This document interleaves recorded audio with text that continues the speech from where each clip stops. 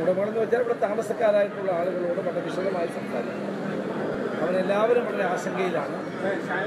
അവരുടെ ആശങ്ക തീർത്തും ന്യായമാണ്. ഇത് നിയമസഭയിൽ വന്ന സന്ദർഭത്തിൽ തന്നെ പ്രതിപക്ഷ നേതാവെന്നുള്ള നിലയിൽ ഞാൻ ഇവർക്ക് ഐക്യദാർഢ്യം പ്രഖ്യാപിച്ചുകൊണ്ട് ഗവൺമെന്റ് അടിയന്തരമായ നടപടികൾ സ്വീകരിക്കണമെന്ന് ആവശ്യപ്പെടുകയുണ്ടായി. വാസ്തവത്തിൽ സുപ്രീം കോടതി കേരളത്തിലെ 3 ഉദ്യോഗസ്ഥന്മാരടങ്ങുന്ന സബ് കമ്മിറ്റിയുടെ റിപ്പോർട്ടിന്റെ അടിസ്ഥാനത്തിലാണ് ഈ തീരുമാനമെടുത്തിരിക്കുന്നത്. ഇപ്പൊ ഗവൺമെന്റ് ചെയ്യേണ്ടത് ചീഫ് സെക്രട്ടറിയെ കൊണ്ട് പൊളിക്കാൻ തയ്യാറാണെന്നുള്ള അഫിഡവിറ്റ് അല്ല കൊടുക്കേണ്ടത്. ഗവൺമെന്റ് ചെയ്യേണ്ടത് ഈ സബ് കമ്മിറ്റി റിപ്പോർട്ട് തെറ്റിപ്പോയി അത് എന്ന് പറഞ്ഞുകൊണ്ട് വിഡ്രോ ചെയ്യണം. കാരണം സുപ്രീം കോടതി നിയോഗിച്ച ഈ 3 അംഗ കമ്മിറ്റി ഇതിലെ ഫ്ളാറ്റ് ഉടമകളോടോ ഇത് താമസിക്കുന്ന ആളുകളോടോ സംസാരിക്കണം സുപ്രീം കോടതി പറഞ്ഞതാണ്. അവരുടെ അഭിപ്രായം പോലും കേൾക്കാതെ CRZ വന്ന മാറ്റങ്ങൾ പോലും പരിശോധിക്കാതെ ഇപ്പോൾ ഈ പൊളിക്കാനുള്ള നടപടിയെടുത്തത് തെറ്റായിപ്പോയി എന്നുള്ള ഉത്തമ ബോധ്യത്തോടുകൂടി ഗവൺമെന്റ് ചീഫ് സെക്രട്ടറിയെ കൊണ്ട് ഒരു അഫിഡവിറ്റ് സമർപ്പിക്കണം. അത് നേരത്തെയുള്ള കൊടുത്ത സബ് കമ്മിറ്റി റിപ്പോർട്ട് പിൻവലിക്കാനുള്ള അനുവാദം തേടണം സുപ്രീം കോടതിയോട്. തേടിയ ശേഷം പുതുതായി ഒരു റിപ്പോർട്ട് കൊടുത്താൽ സുപ്രീം കോടതി അത് പരിഗണിക്കുന്ന സാഹചര്യം ഉണ്ടാക്കണം. എന്നാൽ മാത്രമേ ഇതിന് പരിഹാരം ഉണ്ടാവുകയുള്ളൂ. ഇവിടെ മദ്യഷാപ്പുകൾ പാതയോരങ്ങളിൽ പാടില്ല എന്നുള്ളത് സുപ്രീം കോടതി വിധി വന്നപ്പോൾ ദേശീയ പാതകൾ പോലും സംസ്ഥാന പാതകളായി ഡീനോട്ടിഫൈ ചെയ്തൊരു ഗവൺമെന്റാണ് ഇവിടെ ഉള്ളത്. അവരെന്തുകൊണ്ട് ഈ കാര്യത്തിൽ കാര്യമായ നടപടികൾ സ്വീകരിക്കുന്നില്ല? ഗവൺമെന്റ് എന്തിനാണ് ചീഫ് സെക്രട്ടറിയെ കൊണ്ട് അഫിഡവിറ്റ് കൊടുപ്പിച്ചത് ഞങ്ങളിത് പൊളിക്കാൻ തയ്യാറാണെന്ന്? അപ്പോൾ ഗവൺമെന്റ് ആരോടൊപ്പമാണ്? ഇരകളോടൊപ്പമാണോ അതോ വേട്ടക്കാരോടൊപ്പമാണോ? അപ്പോൾ ഇവിടെ ജീവിതകാലത്തെ മുഴുവൻ സമ്പാദ്യവും ഉപയോഗിച്ച് ഫ്ലാറ്റ് വാങ്ങിച്ച് ഇവിടെ ജീവിക്കുന്ന പാവപ്പെട്ട സാധാരണക്കാരായ ആളുകളാണ് ബഹുഭൂരിപക്ഷം. റിട്ടയർ ചെയ്ത ഉദ്യോഗസ്ഥന്മാർ, പെൻഷൻകാരായ ആളുകൾ, രോഗികളായ ആളുകൾ തുടങ്ങിയിട്ടുള്ള സാധാരണക്കാരാണ്. അല്ലാതെ വലിയ പണക്കാരൊന്നുമല്ല, സാധാരണക്കാരാണ് ഭൂരിപക്ഷം. അവർക്കുണ്ടായിരിക്കുന്ന ഈ പ്രശ്നത്തിൽ ഗവൺമെന്റ് ജാഗ്രതയോടെ ഇടപെടുന്നില്ല എന്നുള്ള പരാതി എനിക്കുണ്ട്. നിയമസഭയിൽ ഞങ്ങൾ പറഞ്ഞപ്പോൾ അന്ന് മദ്രാസ് IITയുടെ സ്റ്റഡി നടത്തി റിപ്പോർട്ട് വാങ്ങിക്കാമെന്നാണ് മന്ത്രി പറഞ്ഞത്. ഇപ്പൊ സുപ്രീം കോടതിയിൽ എങ്ങനെയാണ് ചീഫ് സെക്രട്ടറി ഒരു അഫിഡവിറ്റ് നിയമസഭയിൽ പറഞ്ഞതിന് വിരുദ്ധമായി കൊടുത്തത്? ഞങ്ങൾ പൊളിക്കാൻ തയ്യാറാണ്, പൊളിക്കാൻ നിർദ്ദേശം കൊടുക്കുന്നു. മരട് മുനിസിപ്പാലിറ്റിയോട് പൊളിക്കാൻ നിർദ്ദേശം കൊടുത്ത ഗവൺമെന്റ് നിർദ്ദേശം കൊടുത്താൽ അവരെന്ത് ചെയ്യും? അപ്പോൾ അതുകൊണ്ട് എനിക്ക് പറയാനുള്ളത്, ഗവൺമെന്റ് അടിയന്തരമായി ഈ കാര്യത്തിൽ ഇടപെടണം. സർക്കാർ ഇടപെട്ട് ഈ കാര്യത്തിൽ പരിഹാരം ഉണ്ടാക്കാനുള്ള നടപടികളുമായി മുന്നോട്ട് പോകണം. അതുപോലെ തന്നെ ഇത് എത്രയോ ഫ്ലാറ്റുകൾ അനധികൃതമായ നിർമ്മാണ പ്രവർത്തനങ്ങൾ ഈ ഗവൺമെന്റും കഴിഞ്ഞ ഗവൺമെന്റും UDF ഗവൺമെന്റും LDF ഗവൺമെന്റും കാലാകാലങ്ങളിൽ അനധികൃതമായ നിർമ്മാണ പ്രവർത്തനങ്ങൾ പിന്നീട് റെഗുലറൈസ് ചെയ്ത് കൊടുത്തിട്ടുണ്ട്. നിയമസഭ നിയമം പാസ്സാക്കിയിട്ടുണ്ട്. അതിന്റെ അടിസ്ഥാനത്തിൽ ഫൈൻ അടച്ച് അനധികൃത നിർമ്മാണ പ്രവർത്തനങ്ങൾ റെഗുലറൈസ് ചെയ്ത് കൊടുത്തുകൊണ്ടിരിക്കുന്ന സന്ദർഭമാണ്. ഇവിടെ ആദർശ് ഫ്ലാറ്റ് ബോംബെയിൽ, DLF കൊച്ചിയിൽ, ഇതൊക്കെ കോടതി തന്നെ അവർക്ക് പെനാൽറ്റി ഫൈൻ അടച്ചുകൊണ്ട് റെഗുലറൈസ് ചെയ്ത് കൊടുത്ത ചരിത്രമുണ്ട്. ഇപ്പോൾ പുതിയ നിയമപ്രകാരം CRZന്റെ നിയമപ്രകാരം ഈ സ്ഥലത്ത് തന്നെ വീണ്ടും വേണേൽ പണിയാം. അപ്പം പിന്നെ എന്തിനാണ് പൊളിക്കുന്നത്? അപ്പോൾ ഫ്ലാറ്റ് താമസിക്കുന്നവരുടെ ന്യായമായ ഡിമാൻഡുകളാണ് ഇതെല്ലാം. അതുകൊണ്ട് അടിയന്തരമായി സംസ്ഥാന മുഖ്യമന്ത്രി ഇക്കാര്യത്തിൽ ഇടപെടണം. അദ്ദേഹം ഈ കാര്യത്തിൽ ഇതുവരെ ഒരു അക്ഷരം സംസാരിച്ചിട്ടില്ല. മുഖ്യമന്ത്രി അടിയന്തരമായി ഇടപെട്ടുകൊണ്ട് ഈ കാര്യത്തിൽ നടപടികൾ സ്വീകരിക്കാൻ കേന്ദ്രത്തിലെ അറ്റോർണി ജനറൽ ഉൾപ്പെടെയുള്ളവരുമായി ബന്ധപ്പെട്ട് ഈ കാര്യത്തിൽ നിയമപരമായ നടപടികളുമായി മുന്നോട്ട് പോകണം. നിർണായകമായ ഒരു നമ്മൾക്ക് ഇവിടെ കേരളത്തിൽ 20 MP മാരുണ്ട്. എന്തുകൊണ്ടാണ് പാർലമെന്റിൽ ഈ വിഷയം എത്തിക്കാൻ സാധിക്കുന്നത്? അത് 20 MP ചേർന്ന് പ്രധാനമന്ത്രിക്ക് നിവേദനം കൊടുക്കാനുള്ള തീരുമാനം എടുത്തിട്ടുണ്ട്. ഉടനെ തന്നെ കത്ത് കൊടുക്കുന്നതാണ്. വൈകി പോയിട്ടില്ല, അത് കൊടുക്കാവുന്നതാണ്. എങ്ങനെയാണ് 4 പേരെ പൊളിക്കുന്നത്?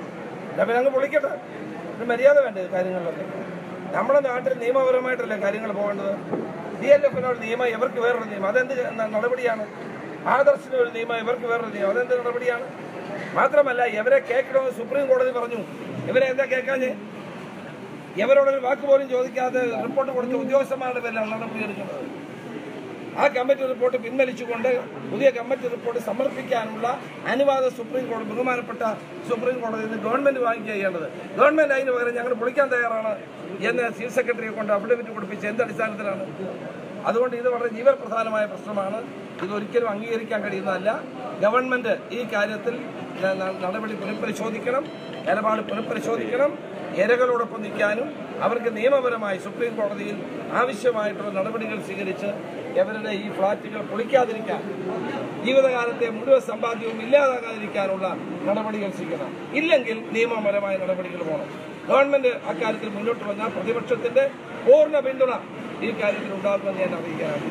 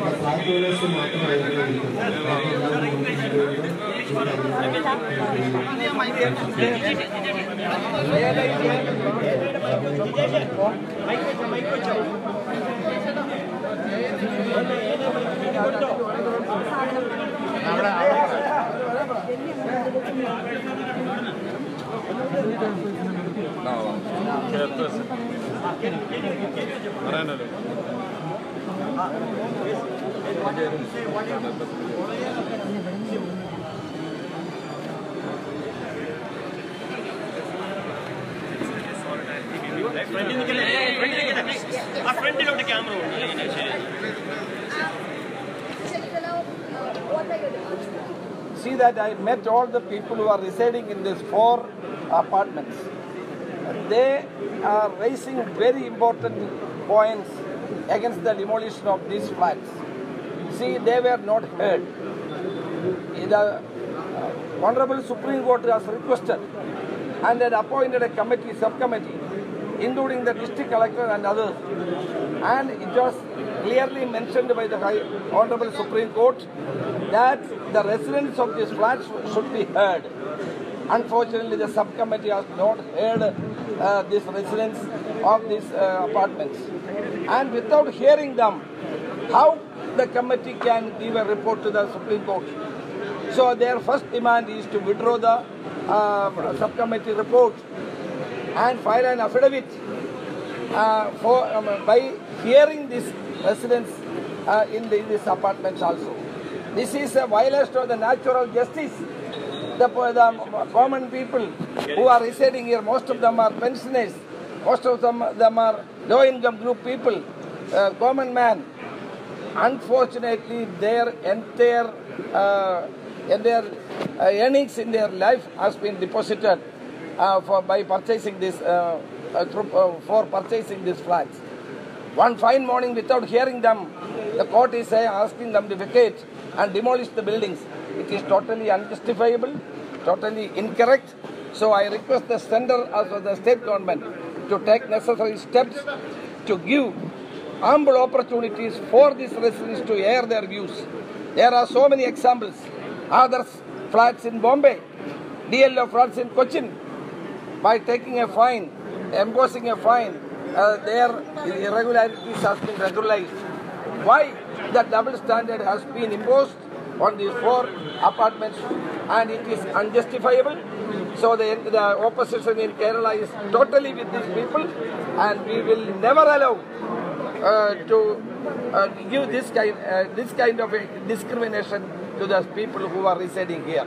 First of all, they should be heard, their grievances should be addressed, and the legal remedy has to be shown to these people by through the state government. There is Attorney General in India. State government has to approach the Attorney General, and they have to represent this matter seriously to the Honorable Supreme Court. Supreme Court has taken a decision in view of the subcommittee report. That subcommittee report itself is defective. So my request is that the state government should withdraw the subcommittee report, and they should submit a fresh report so that the Supreme Court can go into the details and find out a remedy for this. And at the same time, the BPCL pipeline is going by this way. And by demolishing 4 apartments is not a joke. It is a very serious environmental ramifications are there. So it should be done very carefully.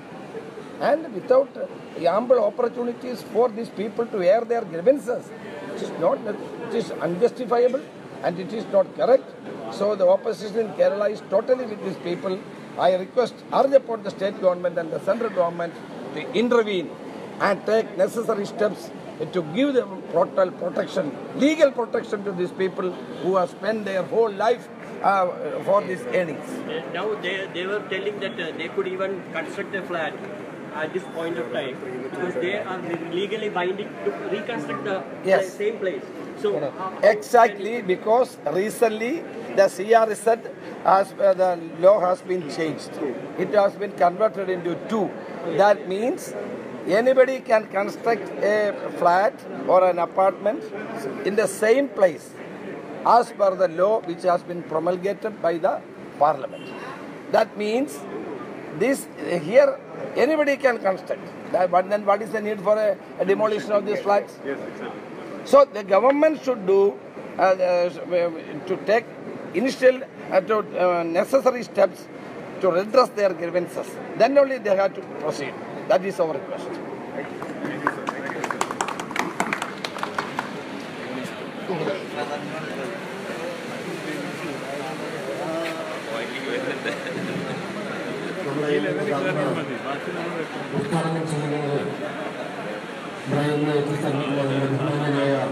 പ്രതിപക്ഷ നേതാവ് ശ്രീ രമേശ് ചെന്നിത്തലയാണ്.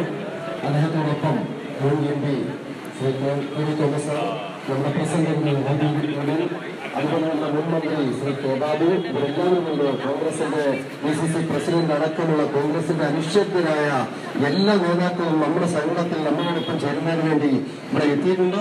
നമ്മുടെ വിഷയങ്ങൾ അവരോട് വളരെ കാര്യമായി നമ്മൾ